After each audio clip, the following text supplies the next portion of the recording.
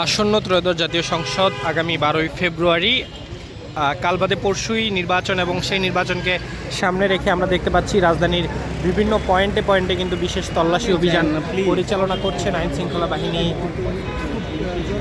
নির্বাচন উপলক্ষে কে যেন অবৈধ অস্ত্র বহন না করতে পারে বা এক স্থান থেকে আরেক স্থানে ফেরি না করতে পারে, সেজন্য আপনার এই যে মোটর সাইকেলগুলো তল্লাশি করতেছে। অনেকে কি বিব্রত বোধ করছে এরকম কিছু দেখছেন? বিপদ বোধ করলে তো আমি যেটা লফুল কাজটা এটা আমার করতে হবে। আপনাদের সব মিডিয়া আছেন, সবাই দেখতেছে, আমাদের লফুল কাজটা করতে হবে। এখন পর্যন্ত কিছু পেয়েছেন বা না, উল্লেখযোগ্য আমরা তেমন কিছু পাই নাই, আমরা চেষ্টা আছি ইনশাল্লাহ। এটা হলো আমরা যখন এইভাবে তল্লাশি করবো তখন মানুষ ভাববে যে আমরা তল্লাশি করে যারা অবৈধ অস্ত্র ক্যারি করে তারা এটা বিরত থাকবে। আপনাদের কাছে অনেক সময় তথ্য আসে যে এরকম মানে কোনো অস্ত্র বহন করতে পারে, এরকম কোনো তথ্য পেয়েছেন? অনেক সময় তথ্য আসে, তো অনেক সময় তথ্য এখন আসে, নির্বাচনকে কেন্দ্র করে কোনো তথ্য পেয়েছেন? এ বললে আমাদের কোনো আপডেট কোনো তথ্য নাই।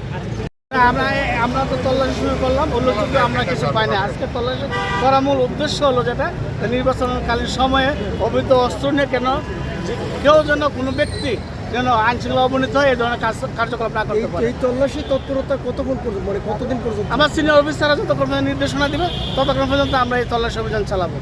এটা কি নিয়মিত পরিচালিত হবে? হ্যাঁ, এখন নির্বাচন পরও পরিচালিত হবে।